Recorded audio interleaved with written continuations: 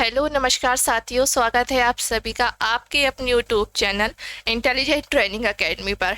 जैसा कि आप सभी को पता है, अपनी 500 MCQs मिसलेनियस क्वेश्चंस की सीरीज चल रही है, तो उसमें मैंने आपको पार्ट 19 जो है करवा दिए हैं और आज आपका कौन सा होने वाला है, पार्ट 20 होने वाला है, पार्ट 20 है ना, पार्ट नंबर 20 आपका होने वाला है। बहुत ही शानदार क्वेश्चन इसमें होने वाले हैं आपकी, जो आगे के आपके होने वाले हैं, ठीक है। और ये क्वेश्चंस आपके एग्जाम के लिए बहुत ही इंपॉर्टेंट क्वेश्चंस हैं, तो बिल्कुल आखिरी तक देखते रहिए।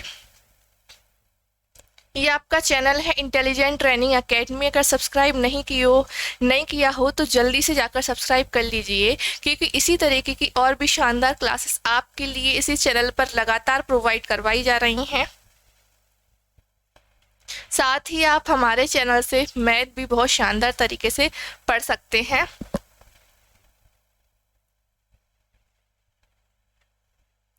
ये हमारा है Telegram channel intelligent training academy. Intelligent training academy, आप टेलीग्राम पर जाना और ये नाम सर्च करना, इंटेलिजेंट ट्रेनिंग एकेडमी चैनल आपको हमारा मिल जाएगा। वहाँ से आप ज्वाइन हो सकते हैं, तो ज्वाइन होना ना भूलिएगा, या फिर डायरेक्ट आप नीचे डिस्क्रिप्शन में लिंक दी हुई है, वहाँ से जाकर आप ज्वाइन हो सकते हैं। यहाँ पर आपको मिलती है डेली क्लासेस की PDFs, डेली क्लासेस की नोटिफिकेशन आपको मिल जाती है, एग्ज़ाम नोटिफिकेशन आपको मिल जाएगी, साथ ही आपको इम्पोर्टेंट नोट्स आपके एग्ज़ाम के रिलेटेड आपको वहाँ पर मिल जाएंगे, ठीक है। तो ज्वाइन ज़रूर से हो जाना। ये हमारा ऐप है ITA government job preparation app. क्या? ITA government job preparation app. अगर इसको इंस्टॉल नहीं किया हो तो इसको ज़रूर से आप इंस्टॉल कर लेना, क्योंकि यहाँ पर आपको स्टडी मटेरियल बहुत सारा मिलेगा। और 100 क्वेश्चंस की सीरीज करवाई थी, वो आपको कहाँ पर मिलेगी? हमारे इसी ऐप पर मिलेगी। 500 क्वेश्चंस की सीरीज चल रही है, वो भी आपको हमारे इसी ऐप पर मिलेगी। तो इसको इंस्टॉल बिल्कुल भी जरूर से कीजिए, बिल्कुल कीजिए आप। क्या? आपका अपना ऐप है ना, तो इसे जरूर से इंस्टॉल करना ना भूलिएगा। और साथ ही आप SSC CGL previous year question की side wise video solution, practice set PDF, solution PDF का कितने में? सिर्फ 49 रुपीज़ में आपको कहाँ पर? सिर्फ हमारे चैनल, हमारे ऐप पर आपको मिल जाएगा, सिर्फ 49 रुपीज़ में, ठीक है। इसमें आपको कंप्लीट दिया हुआ है सब कुछ।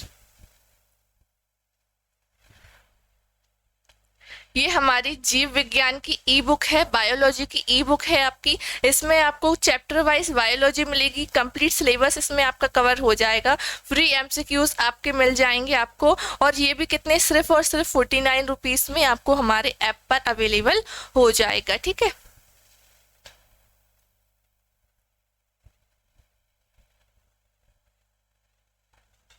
चलिए, इससे पहले के क्वेश्चन मैंने आपको करवा दिए हैं, अगर वो आपने नहीं देखे हो तो ज़रूर से जाकर देखिए, क्योंकि बहुत शानदार क्वेश्चन मैंने उसमें आपको करवाए हैं, तो बिल्कुल भी देखना ना भूलिए, ठीक है। आप जो पार्ट पूरे मैंने आपको 19 करवा दिए हैं, वो आप ज़रूर से देखिएगा, ठीक है। शानदार क्वेश्चन उस पर है, चलिए देखें। Who among the following poets या poetesses is well known for his work ब्रह्म राक्षस? निम्नलिखित कवि या कवित्रियों में से कौन ब्रह्म राक्षस में अपना काम के लिए प्रसिद्ध है? यानी कि जो ब्रह्म राक्षस एक रचना है, वो इनमें से किसने की है? हरिशंकर परसाई ने, या सुभद्रा कुमारी चौहान, या फिर निदा फाजली, या फिर गजानन माता मुक्तिबोध? किसने की है ब्रह्म राक्षस रचना? किसने की है? आपकी गजानन माता मुक्तिबोध। ये भी आपके कहाँ से हैं? ये भी आपके मध्य प्रदेश से हैं।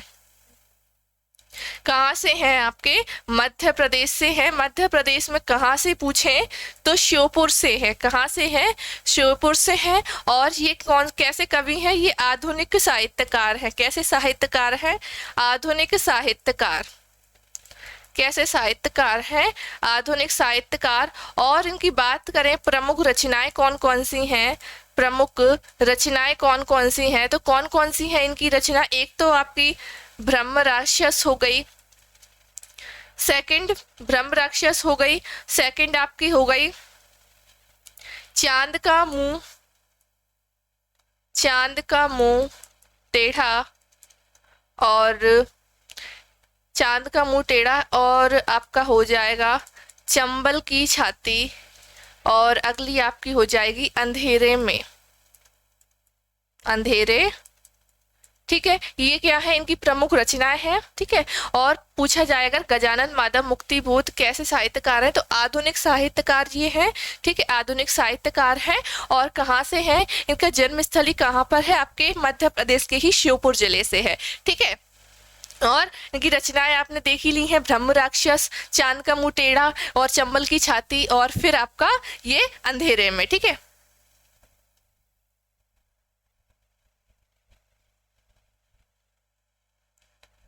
चलिए, what was the capital of the Muslim सल्तनत ऑफ मालवा। मालवा की मुस्लिम सल्तनत की राजधानी क्या थी, किसकी, मालवा की मुस्लिम सल्तनत की राजधानी कौन सी थी, बताइए। होशंगाबाद या भोपाल, ग्वालियर या फिर मांडू, क्या थी, मांडू थी। ठीक है, मांडू थी। मांडू का पुराना नाम याद रखिए, शादियाबाद था। मांडू का पुराना नाम क्या था, शादियाबाद था। ठीक है, और ये कहाँ पर है, आपके धार जिले में है। कहाँ पर है, आपके ये धार जिले में है। ठीक है, मालवा की मुस्लिम सल्तनत की राजधानी मांडू थी। ठीक है, मांडू आपका है धार में।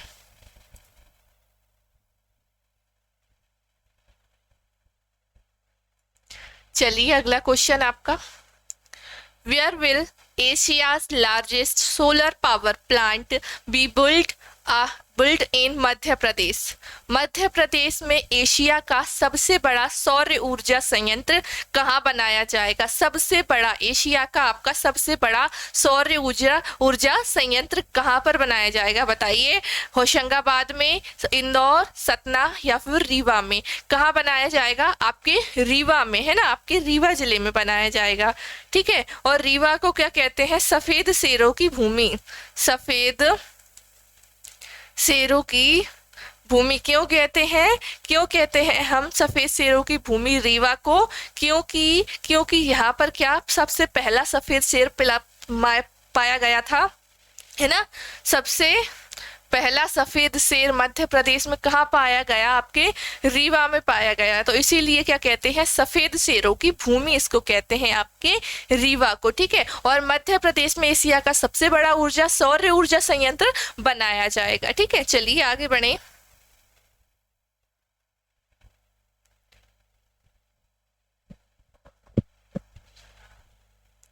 चलिए, the best Central Railway WCR zone become the first railway zone in Indian Railway to eliminate all unmanned level crossing in the year।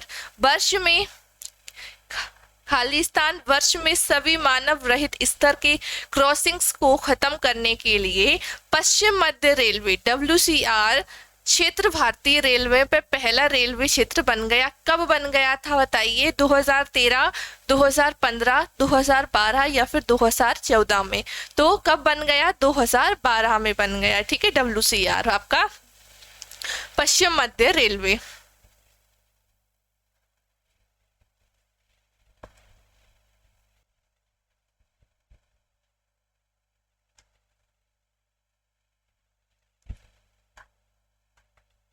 चलिए, अगला क्या है आपका, the tale of Rani Roopmati and Baz Bahadur is associated with. Rani Roopmati और बाज बहादुर की कहानी निम्न में से किससे संबंधित है, किससे संबंधित है। रानी रूपमती और बाज बहादुर की बड़ी दुखद कहानी है ना, इनके बिछड़ने की, इनकी दुख भरी कहानी, वियोग की कहानी निम्नलिखित में से किससे संबंधित है। चंदेरी, खजुराहो, ओरछा, मांडू। तो कहाँ से संबंधित है, पहले भी हम ये क्वेश्चन देख चुके हैं, मैंने आपको बता दिया है। तो कौन सा होगा आपका, रानी रूपमती और बाज बहादुर की कहानी निम्न में से कहाँ से, मांडू से संबंधित है। कहाँ से संबंधित है, मांडू से। ठीक है, रूपमती महल भी आपका बना हुआ है ना, रूपमती रूपमती महल भी आपका कहाँ बना हुआ है? मांडू में बना हुआ है। ठीक है, कहाँ याद रखेंगे? मांडू में बना हुआ है। ये राजा राज बहादुर और रूपमती की, बाज बहादुर और रूपमती की कहानी है। यहाँ रूपमती महल इसके लिए बना है। ठीक है, रूपमती का महल। और इसके अलावा आपके मांडू में और कौन कौन से महल है? आपका हिंडोला महल, हिंडोला महल,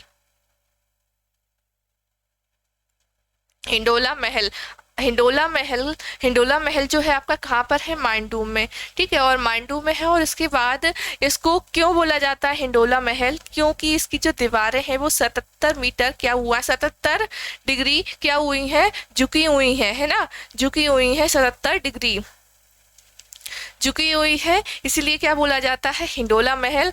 हिंडोला ही महल का ही दूसरा नाम क्या है आपका? झूला महल, झूला महल या फिर घुमाओ महल, घुमाओ महल। इसके अलावा, ठीक है, इसके अलावा है आपका जहाज महल, जहाज महल है आपका। ठीक है, और जहाज महल, हिंडोला महल, रानी रूपमती महल, आपका रानी रूपमती महल, ये महल है कहाँ पर? आपके मांडू में। और मांडू को क्या कहा जाता है? City of Joy. क्या कहा जाता है? सिटी ऑफ जॉय कहा जाता है। किसको? आपके मांडू को कहा जाता है। पुराना नाम मैंने आपको बता ही दिया है, क्या है इसका पुराना नाम?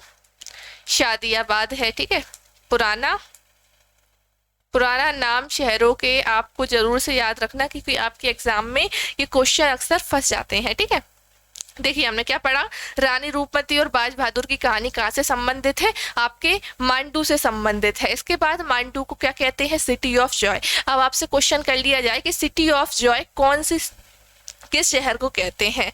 तो किसको कहते हैं? आपके मांडू को कहते हैं, है ना? मांडू को। मांडू कहाँ आता है? आपके धार में, है ना? धार जो कि क्या है? राजा भोज की राजधानी, राजा भोज की राजधानी है ना? क्या है? राजा भोज की राजधानी है आपकी धार। तो जो रानी रूपमती महल है आपका मांडू में है, यानी कि आपके धार जिले में आता है। ठीक है, और मांडू में और क्या क्या है? हिंडोला महल, रानी रूपमती महल, जहाज महल, और हिंडोला महल का दूसरा नाम घुमाओ महल और आपका झूला महल है। ठीक है, चलिए आगे बढ़ते हैं।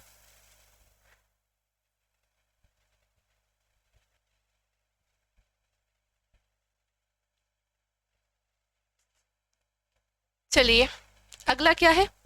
For how many days is the Gangaur festival celebrated?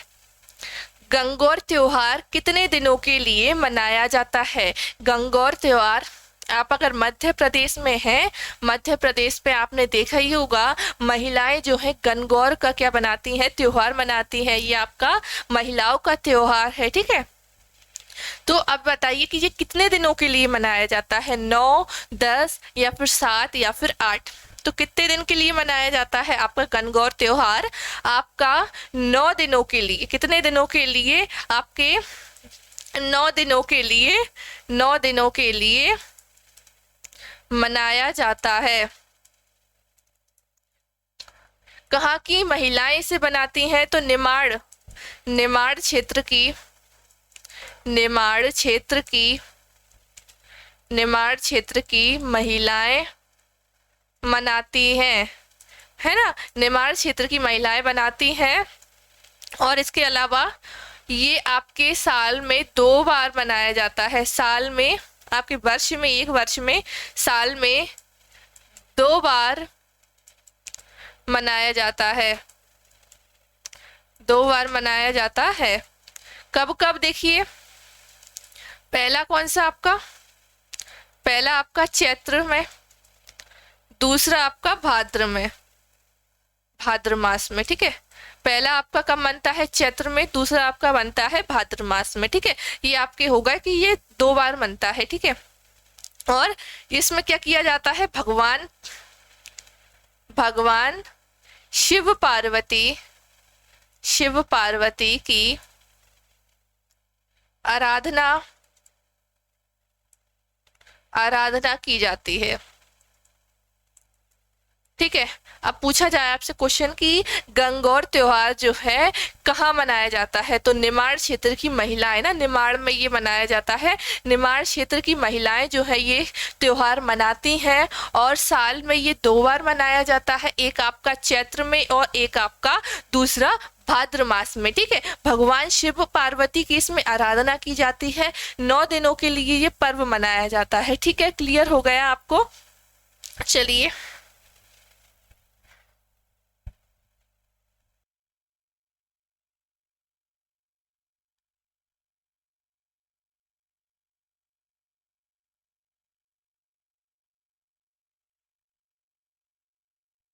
अगला क्वेश्चन क्या है?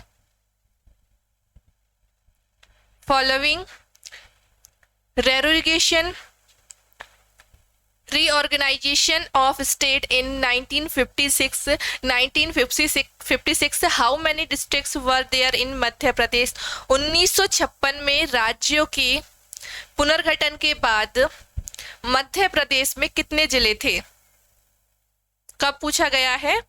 मध्य प्रदेश 1956 में राज्यों के पुनर्गठन के बाद, 1956 में गठन के बाद मध्य प्रदेश में कितने जिले थे? मध्य प्रदेश में गठन के टाइम पर कितने जिले थे आपके? 41, 42, 43 या फिर 40? तो कितने थे आपके? 43 जिले थे। कब थे? गठन के टाइम पर। गठन के टाइम पर कितने थे? 43। कब? 1 नवंबर 1956 को जब गठन हुआ था मध्य प्रदेश का, तीन रियासतों को मिलाकर, part A, part B, part C को मिलाकर बना था। तो आपका जो गठन हुआ, गठन 43 जिलों के साथ हुआ था आपके मध्य प्रदेश का गठन 1 नवंबर 1956 को ना। 43 जिले के बाद 2 इसमें और जोड़े गए थे। कौन कौन से जोड़े गए थे? आपका एक जोड़ा गया था भोपाल और एक जोड़ा गया था राजनांदगांव, है ना, राजनांदगांव जोड़ा गया आपका। ठीक है, गठन के बाद इसके बाद क्या हुआ? 16 जिलों की क्या हुई थी? मांग हुई थी, प्रस्तावित हुए थे। तो 10 बीआर दुबे समिति से थे। 10 कितने थे? 10 जिले किससे प्रस्तावित थे? बीआर दुबे समिति से थे। और आपके 6 जिले किससे थे? 6 जिले थे आपके किससे? सिंहदेव समिति से प्रस्तावित, सिफारिश की थी 6 जिलों की। तो सिंहदेव समिति से कितने थे आपके? 6 जिले थे। 6 जिले थे आपके सिफारिश में प्रस्तावित थे। तो ये 16 जिले जो है बना दिए गए थे। ठीक है, 16 जिले जो है बनाए दिए गए थे। फिर इसमें से कुछ कट पिट के क्या रह गए हमारे पास? जब मध्य प्रदेश का पुनर्गठन हुआ, तब हमारे पास कितने रह गए थे? तब हमारे पास थे 45 जिले, है ना। कितने थे? 45 जिले। जो 16 जिले थे, 16 जिले, राजनांदगांव जो था, राजनांदगांव आपका छत्तीसगढ़ में चला गया। इसके बाद जो और आ गए थे आपके इसमें ऐड होकर। तो जो 16 जिले आप समझ लो कि 16 जिले ये थे कि 16 के 16 जिले आपका छत्तीसगढ़ में चले गए और छत्तीसगढ़ राज्य का गठन हो गया इन्हीं 16 जिलों के साथ। कितने? इन्हीं 16 जिलों के साथ क्या हो गया? आपके छत्तीसगढ़ का गठन हो गया। ठीक है, पुनर्गठन कब हुआ था हमारे मध्य प्रदेश का? 1 नवंबर 2000। 1 नवंबर 2000 को क्या हुआ था? हमारे मध्य प्रदेश का पुनर्गठन हुआ था। तब हमारे पास कितने जिले थे? तब हमारे पास 45 जिले थे। गठन के टाइम पे 43 और पुनर्गठन के टाइम पर 45 जिले। ठीक है, 2 जुड़ गए थे बस और 16 चले गए थे। ठीक है, इसके बाद आपका 45 और आपके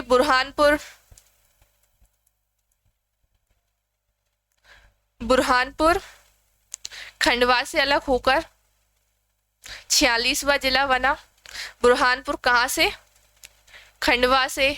और आपका 47वां कौन सा बना था? 47वां आपका अशोकनगर, जो कि कहाँ से हुआ अलग, आपके गुना से हुआ था, ठीक है, आपके गुना जिले से। और फिर आपका अनूपपुर हुआ 48वां जिला, अनूपपुर।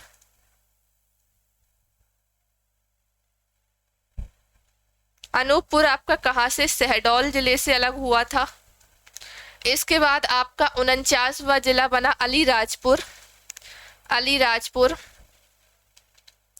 अलीराजपुर किससे अलग हुआ था, अलीराजपुर हुआ था आपके झाबुआ से अलग, और 49वां जिला बन गया था। 50वां जिला बना आपका सिंगरौली, जो कि सीधी से अलग हुआ। और इसके बाद 51वां जिला आपका बना आगर मालवा। आगर मालवा शाजापुर से अलग होकर। और 52, जो कि वर्तमान में आपके कितने 52 जिले हैं। 52वां जिला कौन सा है आपका, निवाड़ी, टीकमगढ़ से अलग होकर बना। ठीक है, ये आपके कितने हो गए, आपके टोटल 52 जिले हो गए, जो कि आपके वर्तमान में है ना। मैंने आपको कंप्लीट बता दिए हैं, तो इनको आप जरूर से याद करिएगा कि कहाँ से कौन सा अलग हुआ था और ये कौन सा जिला था, कौन से नंबर का था। ठीक है, ज्यादातर आपके कौन से 48 आपके पूछे जाते हैं, 49 से, है ना। अलीराजपुर झाबुआ से, सिंगरौली सीधी से, 51वां आपका आगरमालवा, शाजापुर से, 52वां आपका निवाड़ी टीकमगढ़ से। ठीक है, टीकमगढ़ से। और जो सिंगरौली है आपकी, सिंगरौली, तो सिंगरौली को क्या बोला जाता है, सिंगरौली को बोला जाता है आपकी ऊर्जा राजधानी। ऊर्जा राजधानी इसको बोला जाता है आपकी सिंगरौली को। ठीक है, सिंगरौली को बोला जाता है। ठीक है,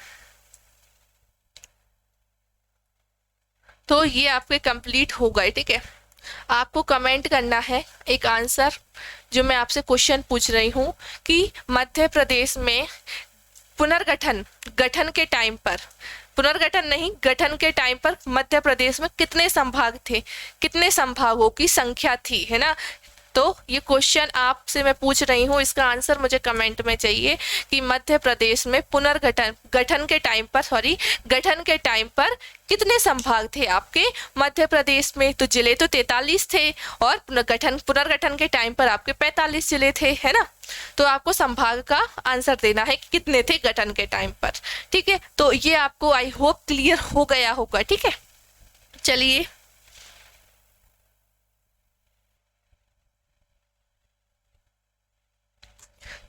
अगला क्वेश्चन क्या है। IIT Indore was set up in the year. IIT Indore की स्थापना कौन से वर्ष में हुई। आईआईटी जो है आपका इंदौर में है, और उसकी स्थापना कब हुई थी बताइए। 2002, 2004 में, या फिर 2007 में, या 2009 में। तो कब हुई थी इसकी स्थापना, आपके 2009 में की गई थी इंदौर में। ठीक है, आपके इंदौर में। इसको क्या बोला जाता है, मिनी बॉम्बे। मिनी बॉम्बे आपके इंदौर को बोला जाता है। ठीक है,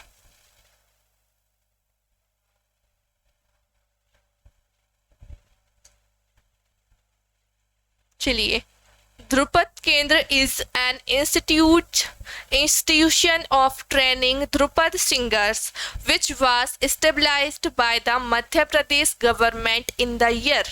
ध्रुपद केंद्र ध्रुपद गायकों को प्रशिक्षण देने के लिए एक संस्थान है, जो मध्य प्रदेश सरकार द्वारा कब स्थापित की गई थी। क्या है आपका ध्रुपद केंद्र, जो है, जो ध्रुपद गायकों को प्रशिक्षण देने के लिए एक संस्थान है, एक ट्रेनिंग सेंटर है, जो मध्य प्रदेश सरकार द्वारा बताना है कब स्थापित की गई थी। 1965 में, 1993, 1981 या फिर 1978 में। तो बताइए कब हुई थी।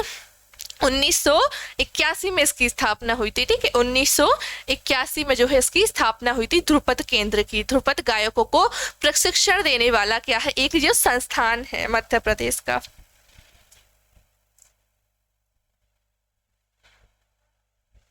चलिए अगला क्या है,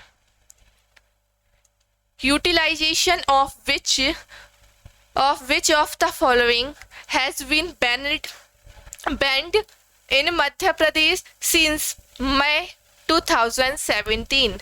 मई 2017 से मध्य प्रदेश में निम्नलिखित में से किस पर प्रतिबंध लगा दिया गया है? किस पे लगा दिया गया है मई 2017 से? कागज के बैग पर, जूट बैग पर, चमड़े के बैग पर या फिर पॉलीथीन बैग्स पर? तो मई 2017 से मध्य प्रदेश में किस पे बैन लग गया? आपके पॉलीथीन बैग पर लग गया है ना, पॉलीथीन बैग पर लग गया है, ठीक है। लेकिन फिलहाल ये अभी भी चल रहा है, पॉलीथीन आपकी बंद पूरी तरीके से नहीं हुई है ना।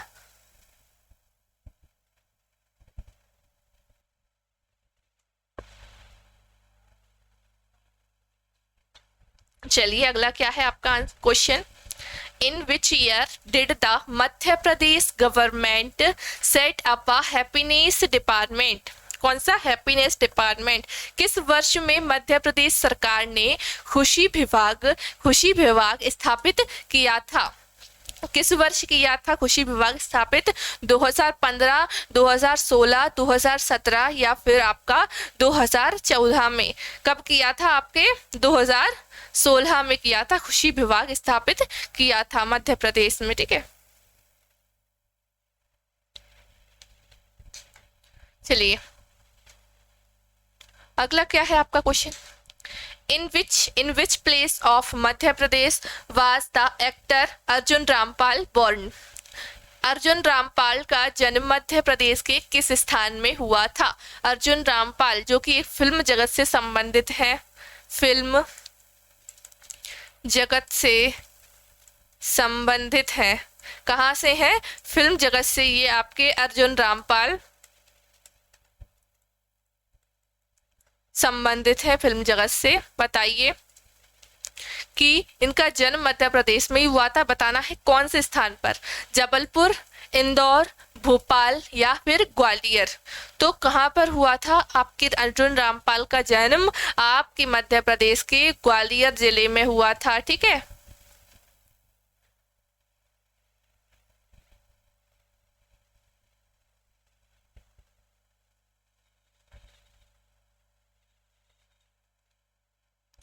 चलिए अगला। Indira Gandhi national tribal University was established by an act of 2007 in the district of Indira Gandhi राष्ट्रीय जनजातीय विश्वविद्यालय की स्थापना 2007 के एक अधिनियम द्वारा किस जिले में की गई थी? किसकी स्थापना? इंदिरा गांधी राष्ट्रीय जनजातीय विश्वविद्यालय। कौन सा? इंदिरा गांधी राष्ट्रीय जनजातीय विश्वविद्यालय, इसकी स्थापना की गई थी 2007 के एक एक्ट द्वारा, एक अधिनियम द्वारा आपके। तो बताइए कि किस जिले में की गई थी इस विश्वविद्यालय की स्थापना? अशोकनगर, दतिया, भोपाल या फिर अनूपपुर? तो कब की गई थी? आप कहाँ पर की गई थी? आपके भोपाल, है ना, भोपाल में की गई थी, मध्य प्रदेश की राजधानी भोपाल में, ठीक है।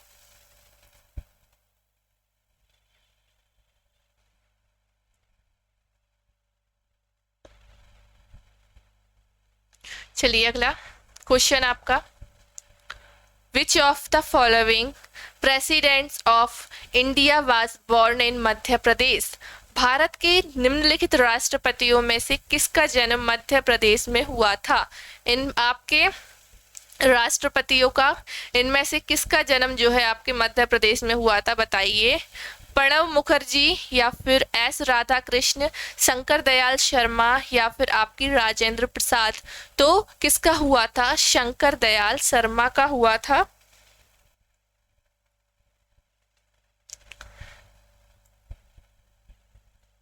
ठीक है, किसका हुआ था? शंकर दयाल शर्मा का हुआ था। कहाँ पर हुआ था? बात की जाए आपके मध्य प्रदेश के भोपाल में हुआ था, है ना। और जो शंकर दयाल शर्मा है, शंकर दयाल शर्मा जो है आपके भोपाल स्टेट के पहले मुख्यमंत्री भी रह चुके हैं। भोपाल स्टेट के पहले मुख्यमंत्री रह चुके हैं। ठीक है, कौन? आपके शंकर दयाल शर्मा। और ये भारत के नवे राष्ट्रपति के रूप में इन्हें कार्य किया। भारत के नवे राष्ट्रपति के रूप में कार्य किया था। ठीक है, भारत के नवे राष्ट्रपति के रूप में कार्य किया इन्होंने। ठीक है, इसके बाद कब किया था? 1992 से 1997 तक क्या किया इन्होंने? अपना यही राष्ट्रपति थे। 1992 से 1997 तक ये आपके राष्ट्रपति रहे। भारत के नवे राष्ट्रपति शंकर दयाल शर्मा। कौन? शंकर दयाल शर्मा, जो कि आपके भोपाल स्टेट के पहले मुख्यमंत्री भी रहे। ठीक है, इनका जन्म जो है आपके मध्य प्रदेश में ही हुआ था, आपके भोपाल में। ठीक है, भोपाल में हुआ था।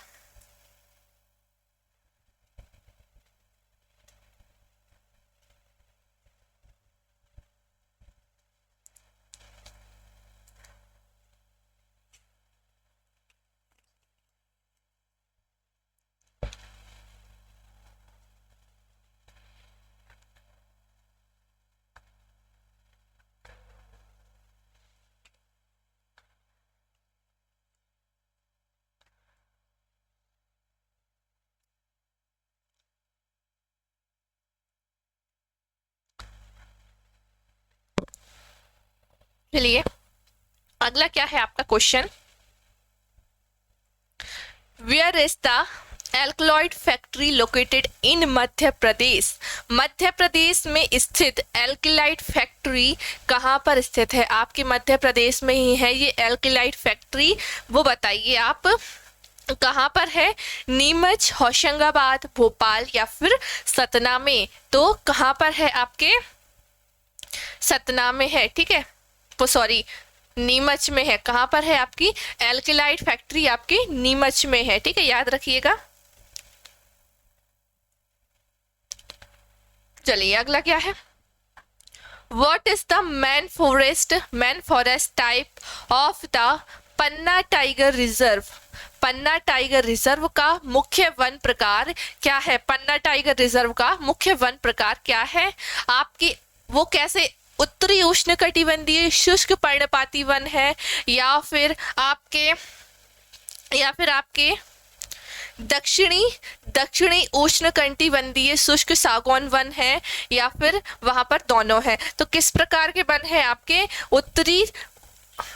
उत्तरी उष्णकटिबंधीय शुष्क पर्णपाती वन भी वहां पर है, और आपके दक्षिणी उष्णकटिबंधीय शुष्क सागौन वन भी है। ठीक है, आपके मध्य प्रदेश में सबसे ज्यादा क्या पाए जाते हैं? सागौन के वृक्ष पाए जाते हैं। सागौन के वृक्ष वन, जो सागौन के वन जो है आपके पाए जाते हैं कहाँ? कितने प्रतिशत? 20% है ना। 20% सागौन के वन जो है आपके पूरे मध्य प्रदेश पर पाए जाते हैं। 20% भाग पर। कितने प्रतिशत भाग पर? 20% भाग पर। पूरे मध्य प्रदेश के 20% भाग पर सागौन के वन पाए जाते हैं। ठीक है,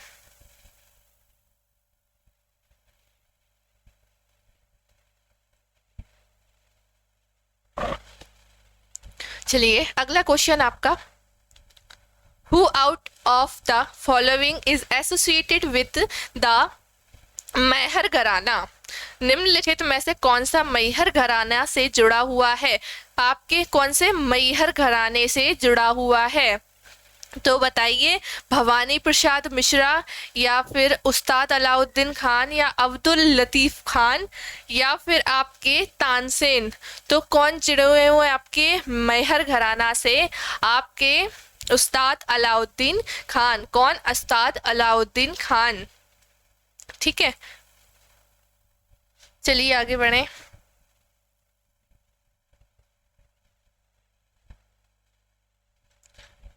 चलिए, मध्य प्रदेश के निम्नलिखित व्यक्तियों में से किसने भारत के मुख्य न्यायाधीश के रूप में कार्य किया था?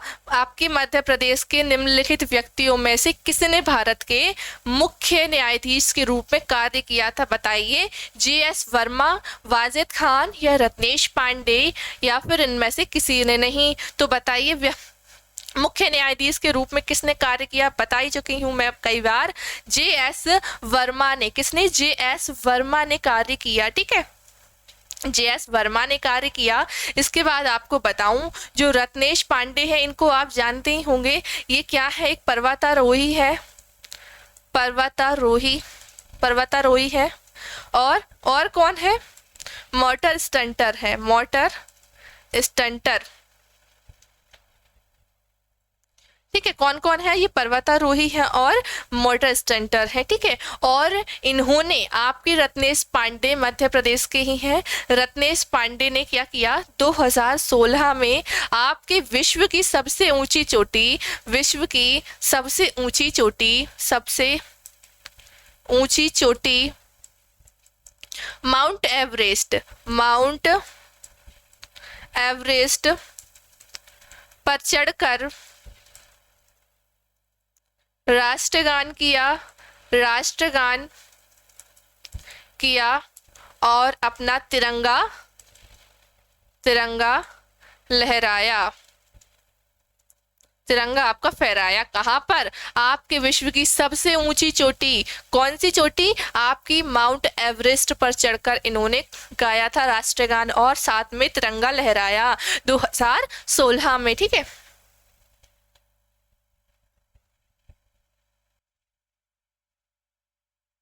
चलिए अगला क्वेश्चन आपका क्या है? सचिन तेंदुलकर स्कोर्ड द मैदान 200 runs in an ODI at Gwalior in the year. Sachin Tendulkar ने किस वर्ष में ग्वालियर में एक दिवसीय मैच में 200 रन बनाए थे? ग्वालियर में बनाए थे कितने? 200 रन बनाए थे एक दिवसीय मैच में, वनडे मैच में। ठीक है, वनडे मैच में इन्होंने बनाए थे। बताइए कब बनाए थे? 2010, 2013, 2011 या फिर 2012 में। तो इन्होंने कब बनाए थे 200 रन? आपके 2010 में बनाए थे 200 रन। ठीक है, 200 रन बनाए थे। किसके खिलाफ खेली गई थी ये पारी आपकी? दक्षिण अफ्रीका के खिलाफ ये पारी खेली गई थी, सचिन तेंदुलकर ने खेली थी। और किस स्टेडियम में खेली गई? किस स्टेडियम में खेली गई? तो रूप सिंह स्टेडियम। कौन सा स्टेडियम? रूप सिंह स्टेडियम है ना, जो रूप सिंह स्टेडियम है। तो रूप सिंह स्टेडियम मैंने आपको बता ही दिया कि कैप्टन रूप सिंह कौन थे आपके कैप्टन रूप सिंह? आपके हॉकी के फेमस जो खिलाड़ी है, कौन फेमस खिलाड़ी? आपके मेजर ध्यानचंद। कौन? मेजर ध्यानचंद। उन्हीं के छोटे भाई हैं। कौन? कैप्टन रूप सिंह, जो भी हॉकी से ही संबंधित थे। ठीक है, और जो आपका रूप सिंह स्टेडियम है, रूप सिंह स्टेडियम जो कि आपका कहाँ पर है? आपके ग्वालियर में है। और जो रूप सिंह स्टेडियम है, इसमें पहली पारी किसके कौन कौन के बीच खेली गई थी? पहला मैच किसके? मैच पहला इंडिया और वेस्ट इंडीज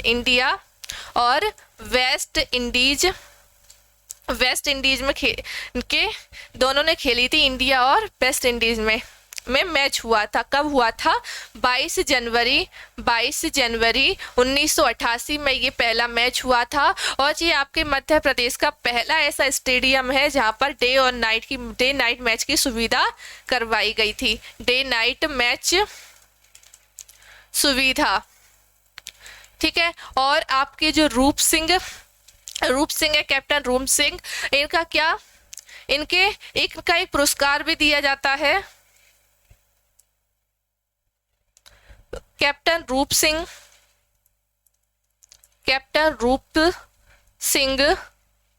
पुरस्कार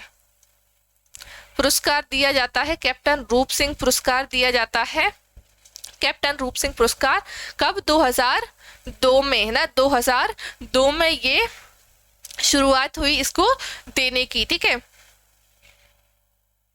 खेल व युवा कल्याण विभाग, खेल व युवा कल्याण विभाग द्वारा क्या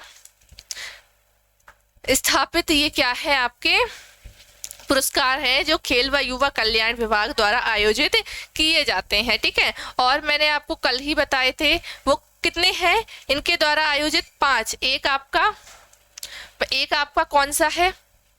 विक्रम पुरस्कार, विश्वामित्र पुरस्कार,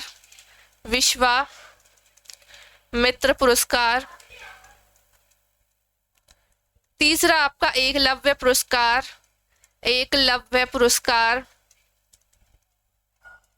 है ना, और चौथा आपका हो जाएगा कैप्टन रूप सिंह पुरस्कार। पांचवा आपका कौन सा हो जाएगा? प्रभाष जोशी पुरस्कार। तो याद रखिए, देखिए कितने हैं। खेल व युवा कल्याण विभाग द्वारा 5 पुरस्कार दिए जाते हैं। विक्रम पुरस्कार, विश्वामित्र पुरस्कार, एकलव्य पुरस्कार, कैप्टन रूप सिंह पुरस्कार और आपका जो कौन सा है? प्रभाष जोशी पुरस्कार, ठीक है। और आपके सबसे बड़ा पुरस्कार कौन सा है? आपका विक्रम पुरस्कार, मध्य प्रदेश का सबसे बड़ा पुरस्कार है आपका विक्रम पुरस्कार, ठीक है। इसकी राशि होती है 2 लाख रुपए। 1990 में इसकी क्या हुई थी? शुरुआत हुई थी 1990 में। विश्वामित्र पुरस्कार की भी 1994 में हुई। एकलव्य पुरस्कार की 1994, कैप्टन रूप सिंह की हुई थी 2002 में, बता ही दिया है। और प्रभाष जोशी की हुई थी 2013 में शुरुआत इसको सम्मान को देने वाली, ठीक है, शुरुआत हुई थी, ठीक है। और एकलव्य पुरस्कार में मिलते हैं आपको 1 लाख रुपए, बाकी सब में आपको मिलते हैं 2 लाख रुपए, ठीक है। इन सब में 2 लाख रुपए, बाकी मैंने कल आपको डिटेल में बता दिया था इन सब के बारे में। तो कल की क्लास नहीं देखी हो जिसने भी, तो वो जाकर जरूर से देखिएगा, मैंने आपको सब वहां पर बता दिया है, ठीक है। और इसके आगे के क्वेश्चन मैं आपको नेक्स्ट पार्ट में बताऊंगी, ठीक है। इसकी कंप्लीट पीडीएफ आपको, ये वाली पीडीएफ जो दिख रही है आपको, क्लास पीडीएफ आपको कहाँ मिलेगी? आपको हमारे टेलीग्राम पर ज्वाइन होना पड़ेगा, तो ज्वाइन हो जाइए, वहाँ आपको ये पीडीएफ डल जाएगी क्लास के बाद ही।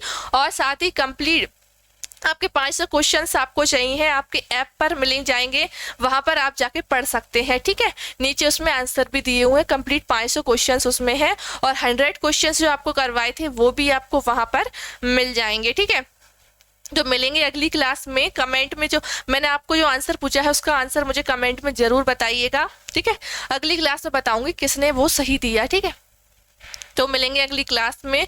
वीडियो पसंद आई हो तो लाइक कीजिए, चैनल को सब्सक्राइब कीजिए, कमेंट जरूर से कीजिए कि क्लास आपको कैसी लगी, ठीक है। चलिए, थैंक यू।